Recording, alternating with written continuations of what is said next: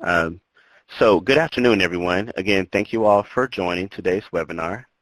My name is William Moore, and I am with OJJDP's National Training and Technical Assistance Center.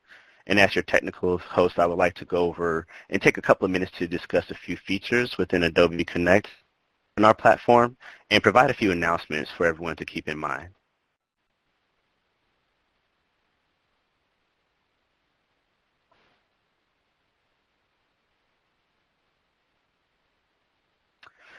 Please note that this event is indeed being recorded and will be published on OJJDP's INTAX YouTube page.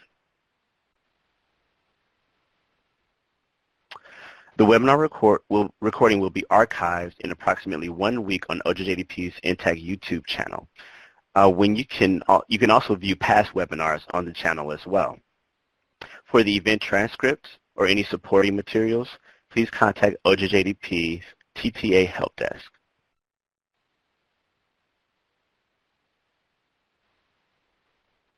For those wishing to download a copy of the PowerPoint slides and other important documents, you may do so by locating the Handouts pod directly above the chat area.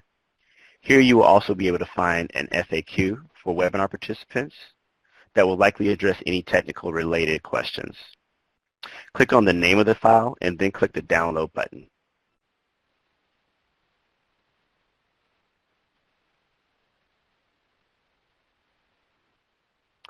At the end of today's webinar, there will be a Q&A session where the presenters will address some of the questions posed during the presentation. Please type your questions into the chat box as they arise.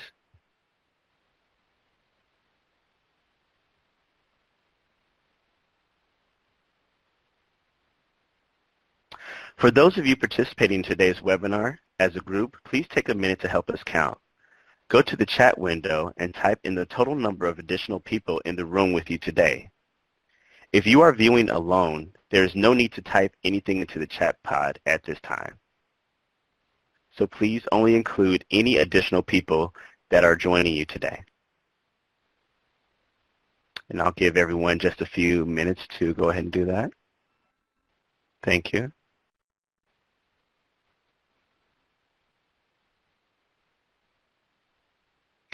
At the conclusion of today's webinar, you will be provided with a link to a brief survey about today's presentation. The feedback you provide is used to help assist with future webinar planning and training. And following today's webinars, attendees will be sent a certificate of attendance. This certificate is sent approximately 1 hour following the conclusion of the event and is sent via an Adobe Connect Thank You email. Please keep an eye out for your email for this certificate.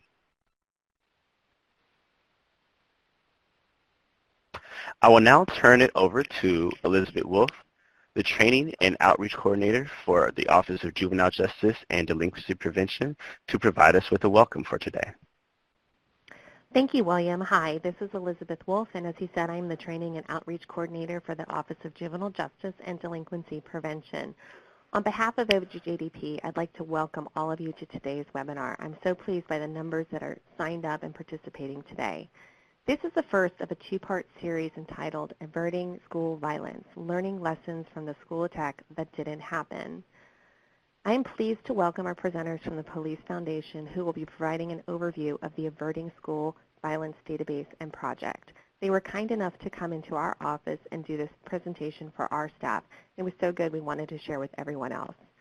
The presenters will discuss the training provided in schools to help identify behavior that can lead to violence. Again, I'd like to thank you for joining us, and I look forward to the presentation. Thank you.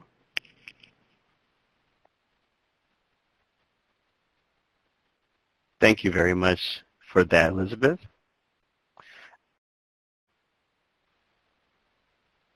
I will now turn over the presentation for today's presentation to Frank Straub, who will give us an introduction of the presenters. Frank? Hello, everyone. Thank you very much for joining this very important webcam discussing the Averted School Violence Database. I am the Director of Strategic Studies at the Police Foundation, as well as the Director of the Center for Mass Violence Response Studies. Incidents of school violence and other mass violent events are unfortunately occurring in greater frequency and greater lethality.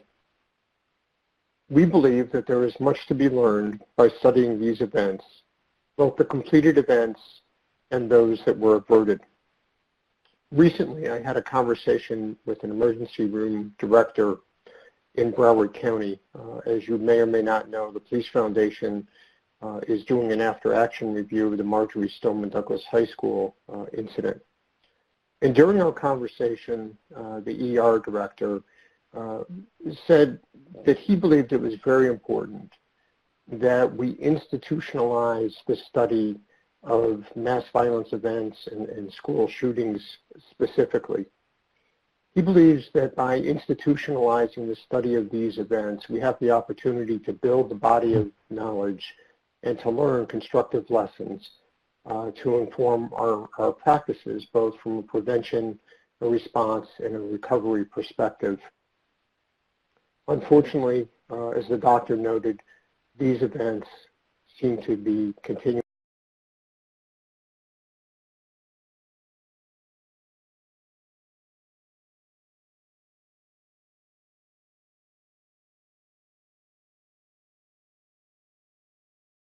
And as I noted originally, increasing in both violence, and lethality, and frequency.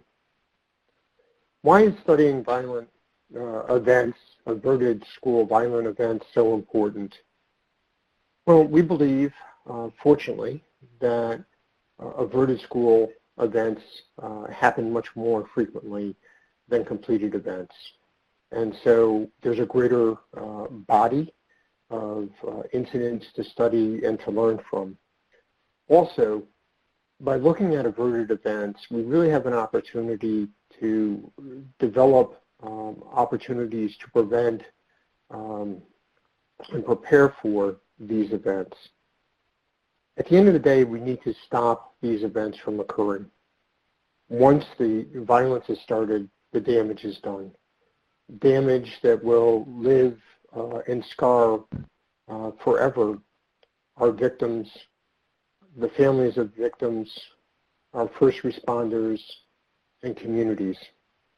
And so we really need to focus on the prevention and the preparedness for these events.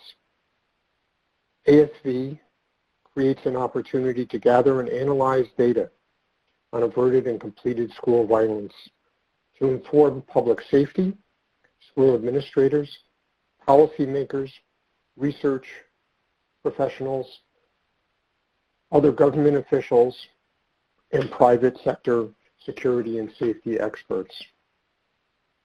I would like to acknowledge and thank the National Institute of Justice and the COPS Office for providing funding to the Averted School Violence Project, to OJJDP for supporting the webinar and our partner ICF. Today's participants also share incredible amounts of expertise in the area of school violence, as well as my team members, Sarah Solano and Dean Esserman, and today's participants, Lauren Alfred from the Sandy Hook Promise, and Dr. Peter Langman, an expert on school shooters. And with that, I'll turn the mic over and the presentation over to Sarah Solano from the Police Foundation. Thank you all very much.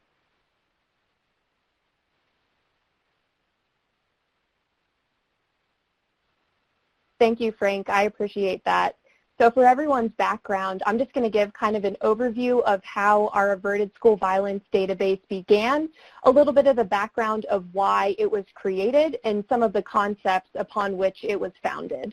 So as Frank mentioned, this was an initiative that was funded by the National Institute of Justice and the COPS Office. And we saw it as really addressing a gap in study on averted attacks in schools.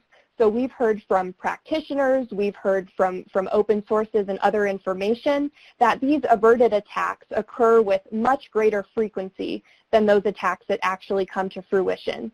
So the idea is that there's a lot to be learned with these averted attacks and that they should be studied in a systematic and national way, which was part of the reason why this initiative was created. And it's really founded on the concept of something called near miss, which is really just saying that there are more averted attacks than completed attacks in the situation of schools. Now, this near miss concept is something that's been institutionalized by the aviation industry. So they study on a really comprehensive and large-scale basis any plane crashes that have been successfully averted from occurring. So they do this, they collect information. If there was, a plane crash that almost happened, they identify the lessons learned of what almost went wrong, and then they share that information back with the pilots and the crew and with others so that future plane crashes don't happen. So this is obviously a very useful procedure, and we thought that it had some applicability in the school setting as well, and that's really what this is founded upon. Now, the ASV database today, it looks a little bit different than it did when we started a few years ago. So at this point, it is a national level and comprehensive information sharing platform that can be accessed at asvnearmiss.org. And it really does a couple of key things.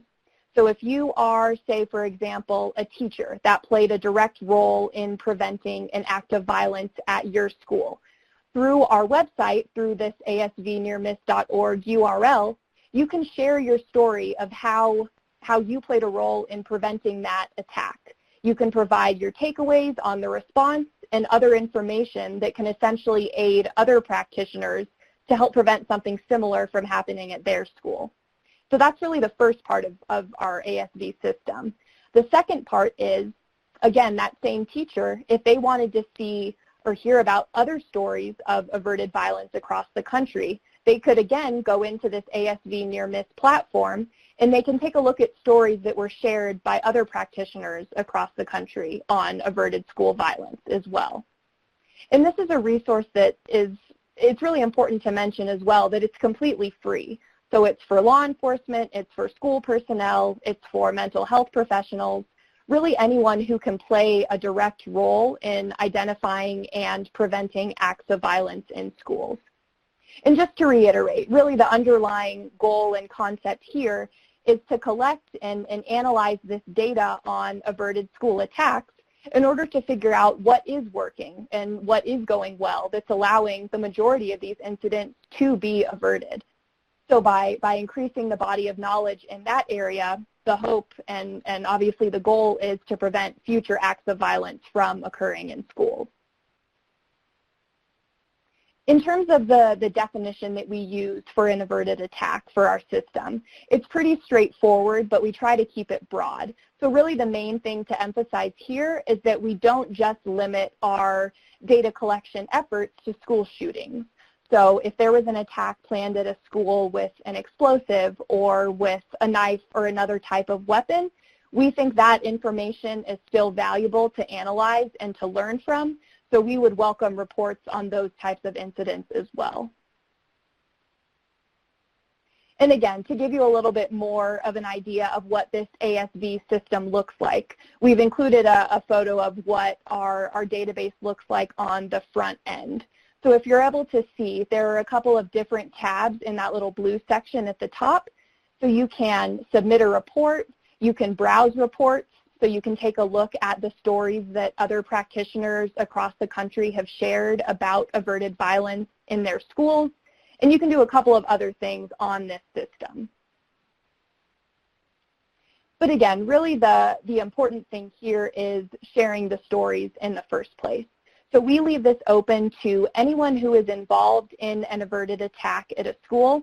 I'll go back to the example of the teacher, but it could also be a school administrator, it could be the law enforcement officer, or the school counselor. We want to hear your story, anything that was valuable that you learned from how the attack was prevented, we want to learn that here. And we also allow you to share your story anonymously if that is desired. We don't necessarily find it important to share or ask for those identifying information, such as the name of the school or your name and information. So we really just want to focus on the facts of these incidents and then the takeaways that you learned. In the image that you see right now on the submitter report, that little block, it contains the main headings that we have of sections of information that we collect into our system. So you'll see there will be some questions about information on the school, as well as how the attack was averted in terms of, you know, who was the first person to identify it, what was the prevention looking like, in addition to some other questions as well. And then really what's unique about this is at the end in that little block that's called assessment, that's where we really want to hear from you as, for example, again, the teacher that played a role in preventing this incident. We want to hear what you thought went well in terms of attack prevention.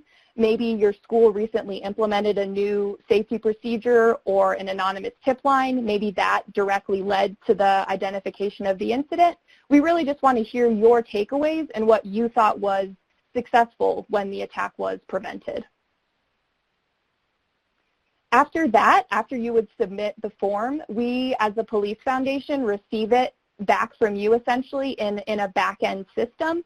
What we do at that point is, along with a subject matter expert, we review the report for authenticity, for any additional lessons learned, and then most importantly, we remove any identifying information. So if there were any names provided in the report, we take all of that out before sharing it back onto our website, which at that point, if you can see where the arrow is pointing on the photo, we republish the report back into our ASB website. And that's essentially where you can go back, you can take a look at the facts of the incident, and then you can kind of see the takeaways that the person who shared the story had. And something important to mention about this particular section of our ASB website, again, where the arrow is pointing, this is a section that requires vetting. So as just kind of another layer of security for anonymity and for comfort, only those who are directly involved in school safety, such as a law enforcement officer, someone at the school, a mental health professional, someone who's a threat assessment or risk mitigation professional, only those types of individuals are vetted and allowed to view the incident level report library, as you can see here. And I just covered one way that information can come into our system. So that is from that teacher that averted an attack at their school. They go in, they share their information, we publish it back out for other practitioners to view. So that's just one way we receive information. Another way that we do this, and what we've kind of done so far as Police Foundation, is we've proactively identified open source reports of averted school violence using media or other court documents as they're available, in addition to any stories or reports from our subject matter experts. So there's a combination of different types of reports in our system. But really the most important and the most valuable ones, and really the ones that we're trying to move towards in the future, are the reports that are directly submitted by the person who played a role in preventing the violent attack, which is going to go ahead and lead me into our first series of poll questions. So I'm going to go ahead and read these out, and then they'll be displayed on your screen shortly after. So first and foremost, has anyone in the audience been involved in preventing an act of violence at your school? If so, would you be willing to share information about the incident and your takeaways on how it was successfully prevented at asbnearmiss.org? And then finally, if you are willing to share your report, the poll questions, while you're still finishing up, I'll just go ahead and share that if you responded yes to any of these questions, first and foremost, thank you for your willingness to share your story, and secondly, that we will be following up with you after the webinar with some additional information in related to those responses. So much appreciated.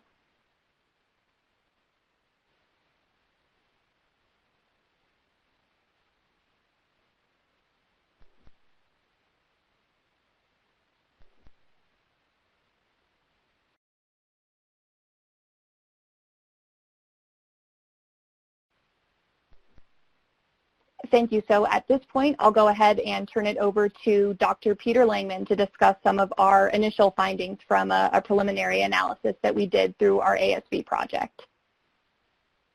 Okay, thank you. This is Dr. Peter Langman. Good afternoon, everyone.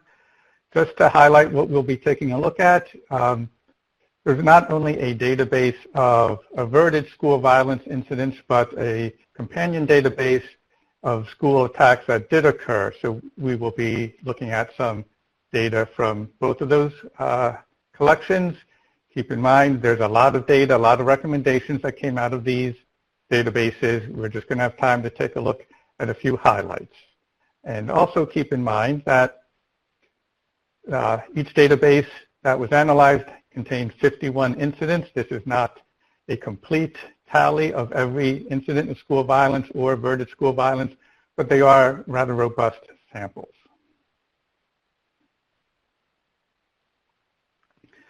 We asked a lot of questions relating to school information in terms of what safety and security processes they had in place, as well as information relating to the school itself, its geographical location and size, trying to get a sense of where these incidents were occurring, whether they were actual incidents or averted incidents. In regards to safety and security measures, a lot of that data was not available, keeping in mind that we're going back to incidents as far back as over 15 years ago, anything post-Columbine. So finding out what procedures were in place, what staff a particular school had, years back was not always possible, but we did as much as we could to collect comprehensive information. And that leads us to another question. Has your school made improvements or enhancements in the last 2 years in any way related to school safety and security? So you have another poll question here to participate in.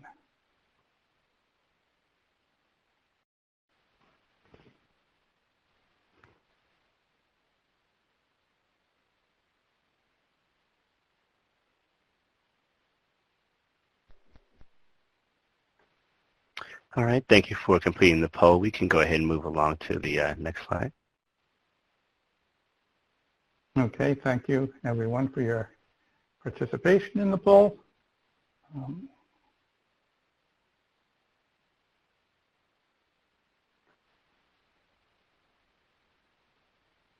Okay, other information that we studied in the databases was, related to the perpetrator or potential perpetrator's attack plan, what was being planned, what weapons were intending to be used, and most importantly, how the attack was prevented.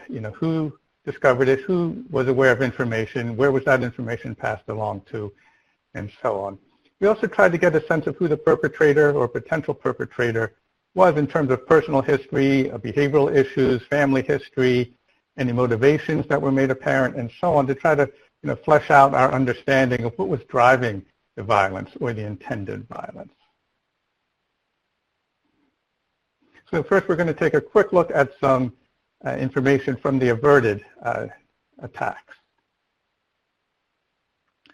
And looking at where they occurred in terms of elementary school, middle school, high school, and college or university, as you can see on the slide, the overwhelming number of averted attacks occurred in high schools. And that may simply be a matter of most attacks are being planned in high schools, but we're going to see some interesting differences when we look at the actual attacks in terms of where they occurred. But for the 51 averted incidents, close to 70% were planned to occur in a high school setting.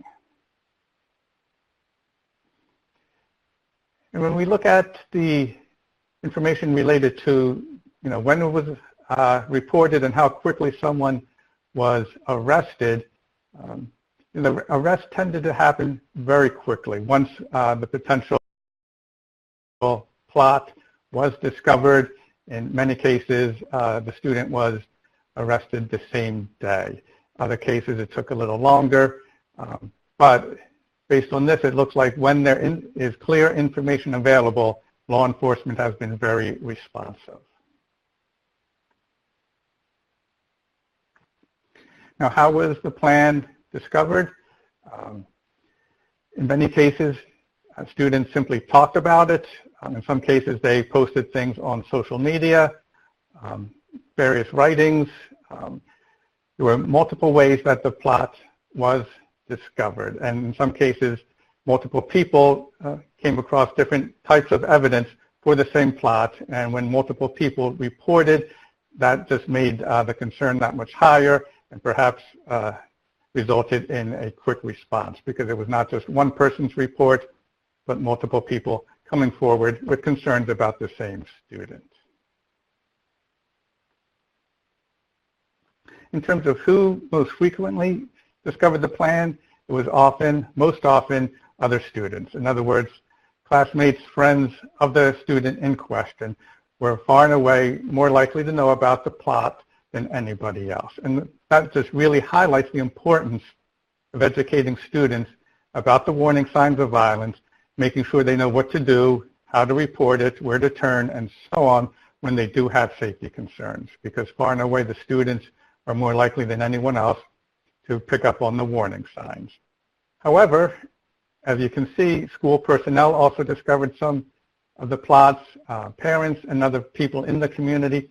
So what this really highlights is the importance of educating not just the students, and not just the students and staff, but entire communities about warning signs and what to do when they have a concern, whom they should be contacting, and so on, because really this is a community effort to keep people safe.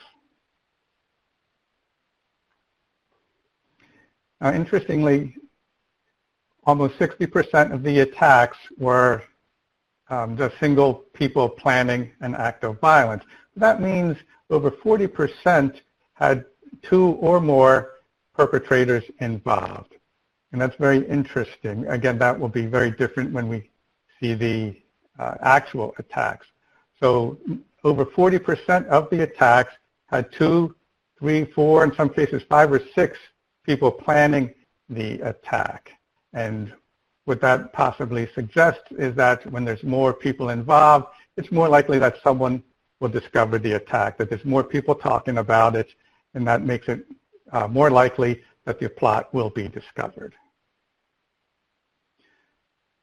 So that's a quick overview of a few findings from the Averted database. Now we're going to take a look at the database of actual attacks that did occur. And in comparison, whereas 11.8% of the averted attacks took place in college or university settings, nearly 40% of the actual attacks took place in higher education. And we don't know why that is, but one possibility is that adults are better at covering their tracks, that it's harder, perhaps, to detect an attack being planned by an adult, whereas the juvenile perpetrators perhaps talk more and are less careful about revealing their intentions. And interestingly, all 51 actual attacks were carried out by a single individual. And as I just said, for the averted attacks, over 40% had 2 or more people involved. And that may be why they were averted, that there was more opportunity for picking up on the warning signs. And when we look at the relationship between the perpetrators of the attack and their schools, overwhelmingly they are current students committing the attacks, sometimes former students. It's much less common that there is a stranger to the school who comes in and commits an attack. So for the most part, what we are seeing is that whether it's averted attacks or actual attacks, they're being planned by current students. And that has implications for safety. If the primary focus on safety is keeping intruders outside of the building, that is maybe missing the point that most of the perpetrators actually belong in the building because they are current students there. So safety has to focus not just on keeping out people who don't belong in the school, but identifying members of the school community who may be posing a risk. And when we look at the ages of both the perpetrators and the potential perpetrators, most of them are falling in the 15 to 19-year-old range. So when we look at the actual perpetrators, there's a high number also who are 28 and older. As I said, a significant number of the attacks did occur at colleges and universities. We're seeing older people committing those attacks than we see in the averted incidents. So just some brief takeaways from the data. Now, the key thing to highlight is that we need to educate students and teachers about the warning signs. Clearly, when people have seen warning signs and reported them, dozens of attacks have been prevented. Unfortunately, when we look at those attacks that were not prevented, in many cases there were warning signs, whether among the students or the school staff. In many cases, people did see things that in hindsight were warning signs, but they did not identify them as such ahead of time. So we really need to educate everyone in the school community about warning signs and how to report them, whom to turn to when they have a safety concern. And that means also that we need our schools to have threat assessment teams in-house, whether within each school or within a district. And by having a threat assessment team on site, we can better respond to safety concerns that are brought forward. That brings us to another poll question. Does your school have a threat assessment team?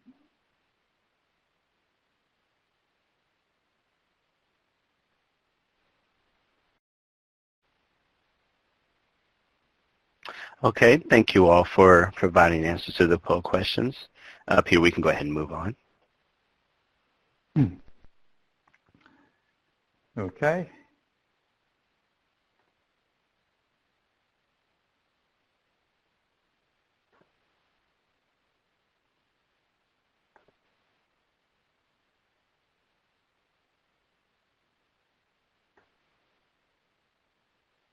Okay, another takeaway is the fact that simply being proactive about safety can make a difference. One school that had an averted attack had the idea to simply ask students if anyone they knew in the school presented any safety concerns with them. And based on the student reports, 3 additional plots for potential violence were discovered. Law enforcement got involved, and potentially further lives were saved. So simply asking students the question about any safety concerns they have could save people's lives. When it comes to law enforcement, just a couple of points as well. You know, in a number of cases, there were school shootings that turned into hostage situations. Even if there were no hostages, in some cases, the perpetrators had chained doors shut. And this highlights the need for law enforcement to have door breaching equipment so they can get in and stop the attack as soon as possible. Similarly, it was highlighted that local schools should be working closely with the local law enforcement. They should have the police come in and do walkthroughs so they're familiar with the building. The police departments should have floor plans of all the schools. The greater the familiarity the police have with the school, the better they can respond if there is an emergency. And that brings us along to Lauren, who will tell us about Sandy Hook Promise.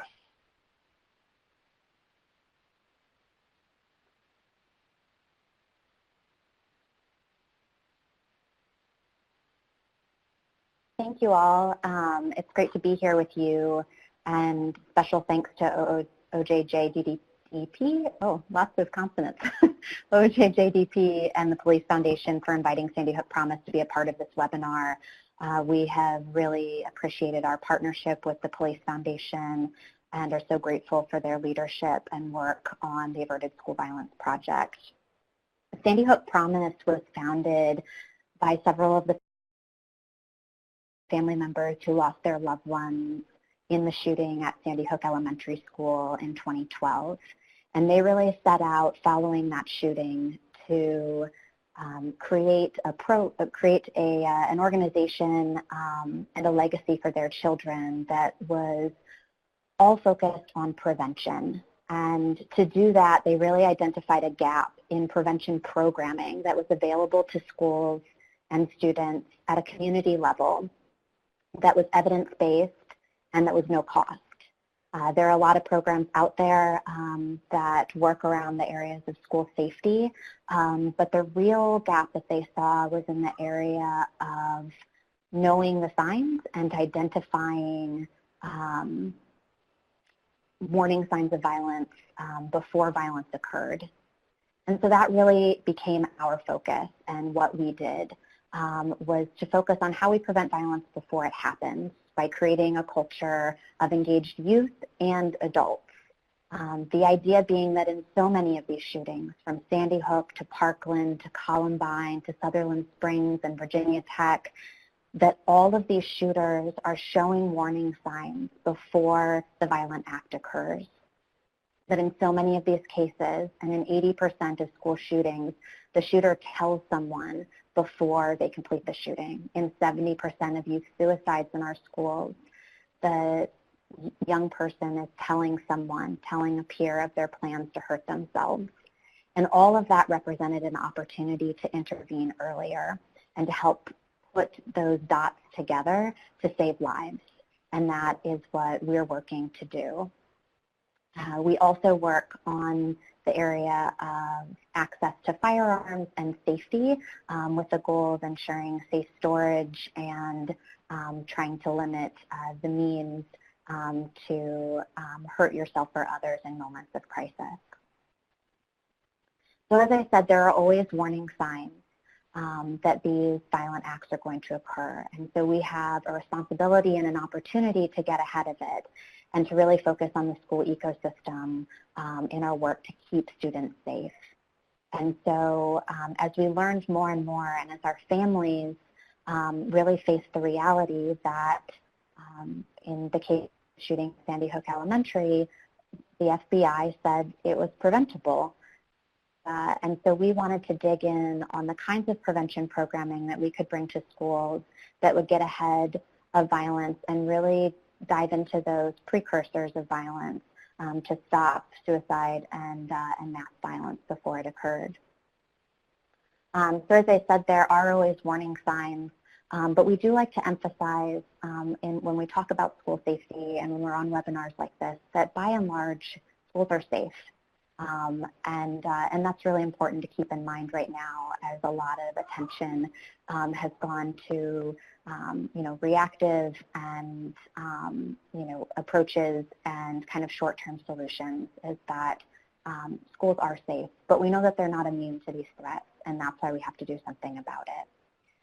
So how we do it is through our 4 of the Signs programs. Our first program is Start with Hello, and Start with Hello focuses on social isolation and how we prevent it.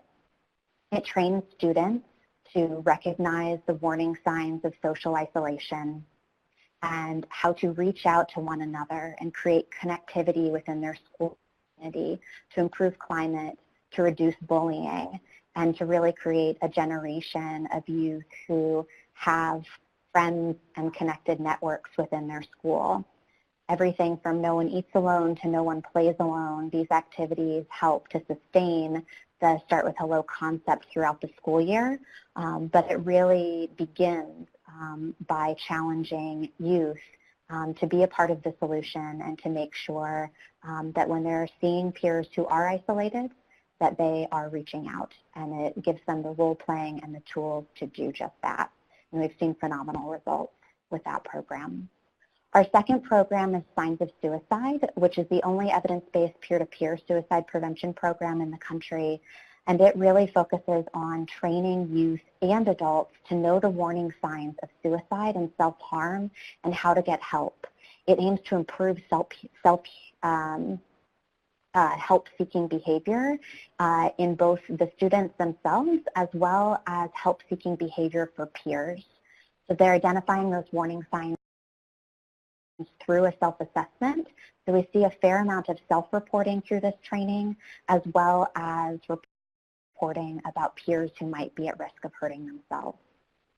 Our Say Something program is our flagship program and is all focused around that concept that I talked about all of the warning signs and signals that are there in these shootings and acts of violence within schools. And Say Something really trains students to know the warning signs of violence and to act to report it to a trusted adult, and to get help. Understanding that 37% of these threats of violence are being reported through social media, and that the reality is students are our eyes and ears in schools. They're going to be the first ones to know when something is going to happen and when there's a threat to the school or to their peers. And so they have to be engaged as part of that solution, and Say Something trains them to do that. Start with Hello, SOS, and Say Something are all deliverable in under 40 minutes through classroom or large assembly presentations. And both Say Something and Start with Hello are available for free digital download through EverFi, so that they can be sent home as homework or an after-school assignment, and can be done throughout the school year without limitations of classroom time or teacher time. And our last program is Safety Assessment and Intervention, which is a school threat assessment program that really builds off of the fact that school threat assessment is the #1 recommendation we hear after every school shooting, is that each team within a school who handles disciplinary threats and actions needs to be trained in threat assessment. They need to know how to intake threats, but also triage and help intervene to get students connected to services and supports that can keep them in school, that can stop a pathway of violence, and can really ensure that we're getting ahead of self-harm and violent behavior towards others before it escalates into crisis. And so we train in partnership with Dr. Dewey Cornell, teams within schools, and have trained large school districts throughout the country to put these teams in place. And it's improved both reporting and triage of information that has allowed us to stop multiple school shootings and multiple suicides. We deliver all of this training both in person through our Promise Presenter trainers, who are trained in the evidence-based programming and to deliver it with fidelity. As I said, we also offer these programs through digital download and interactive training videos that maintain the fidelity of the programming. Our programming is available in English and Spanish with multilingual presenters who can speak the language of the students that they're presenting to. And we sustain all of this programming through our Save Promise clubs, which are youth clubs that can be established in any school around the country, and that we support through our school outreach coordinators and through our student and school staff as part of Sandy Hook Promise. And these clubs are not only bringing the programs to their schools, but also continuing that education throughout the school year. As I spoke about before, through our Say Something and threat assessment training, we have seen multiple school shootings, suicide, and gun threats stopped. We have trained in total 3.5 million students and adults throughout the country in over 7,000 schools, and we're continuing to grow. And our programs like Start with Hello, SOS, and Say Something have helped to stop and reduce cutting, bullying, eating disorders, and all forms of violence that are disrupting our schools and threatening the safety and health of our students. And of course, we've helped get those students the actual help, support, and services that they need. So before I close, I just wanted to again thank you for the opportunity to present our programming, and to let you know that our programming is available at no cost to all of your schools, and you can sign up through sandyhookpromise.org. And whether you want to bring one program or all programs, they are available in the digital form as well as through in-person presentation. And we look forward to partnering with you and to giving you more information and staying in touch. And I'll include our website in the chat box now, and it's also at the end of the presentation. Thank you so much.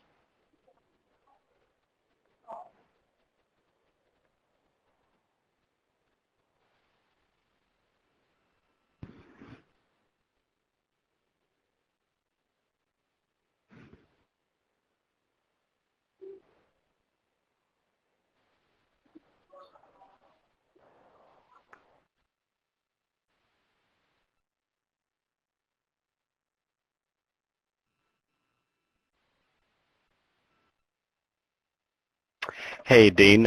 Sorry to interrupt you. It looks like you just have to activate your mute button there. Good afternoon, everybody. Thank you. I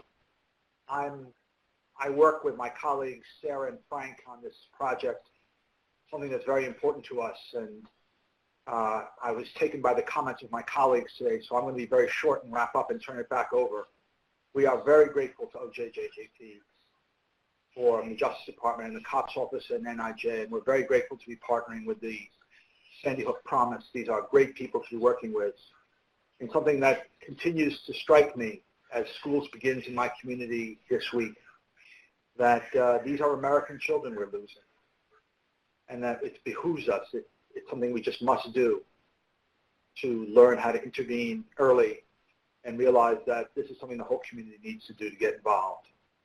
Ever since April of '99 in Columbine, first Secret Service report and the FBI report and others that followed all made it clear to us that no one acts spontaneously. It's a rarity. The threat comes from the community itself, from someone in the community, that these are the opportunities we have to take advantage of to try to help each other stay safe. I think that, unfortunately, the tempo has increased. This is not a problem that seems to be going away, and that as a community we need to pull together to learn lessons best from one another so we can learn how to hopefully prevent one of these events from occurring next time. I have so much to say. I've been working on this for so long this year that I should really cut my comments short to allow us to wrap up in the proper time, but I'm grateful to have over 400 people participating in this. I think it only shows how much we all care, how much we care about our American children, how much we want to see what we can learn from one another to stop the violence. Thank you all.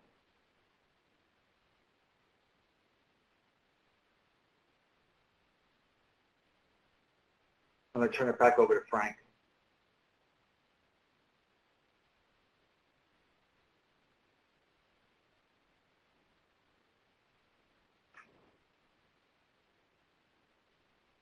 And Frank, just remember to unmute yourself.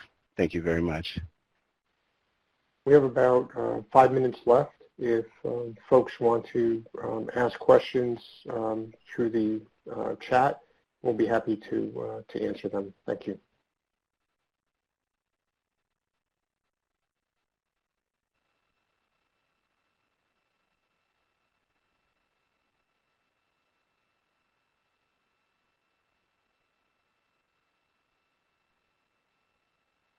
And while people are submitting their questions in the chat, thank you all for joining us.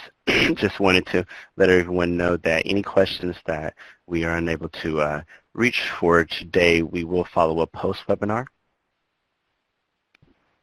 But do please continue to submit your questions into the chat pod.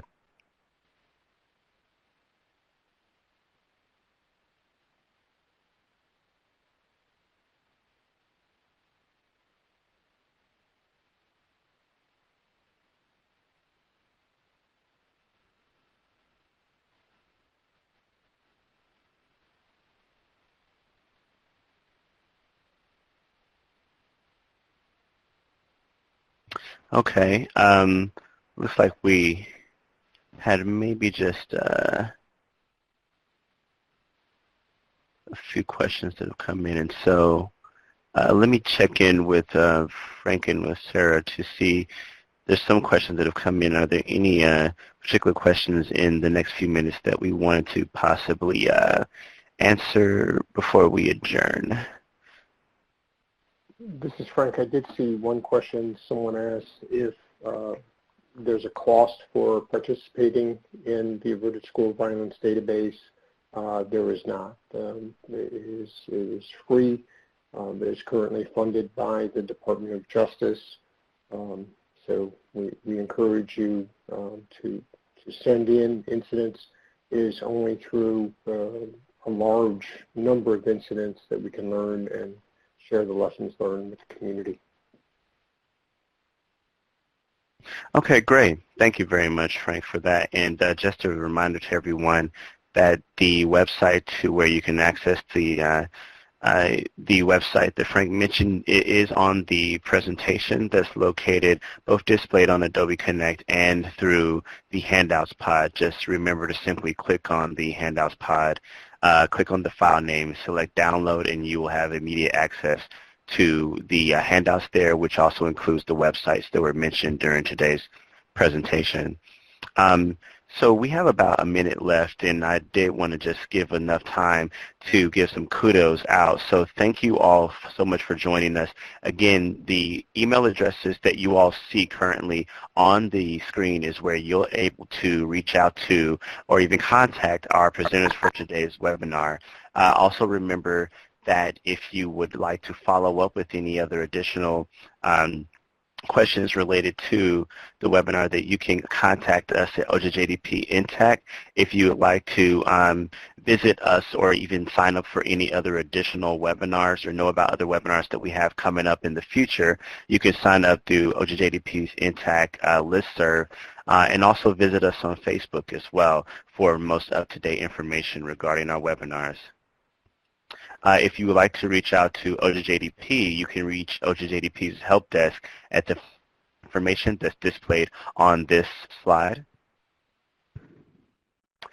Don't forget that this webinar, including other webinars from the past, are available on OJJDP INTAC's YouTube page as well.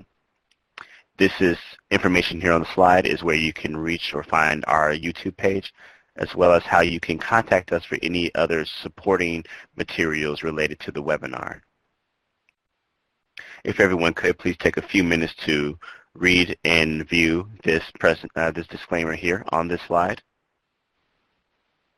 And finally, the last thing, please take a few minutes to go ahead and fill out our evaluation. This evaluation will help us to have feedback so that we can make any future webinars and trainers better for you all. And just a reminder for individuals, this recording will be available in about a week on the YouTube page, on OJJDP's INTAC YouTube page. Again, thank you all for joining us for today's webinar. Thank you to our hosts and our presenters. You all have a wonderful afternoon, and thank you so much for joining us today. Take care.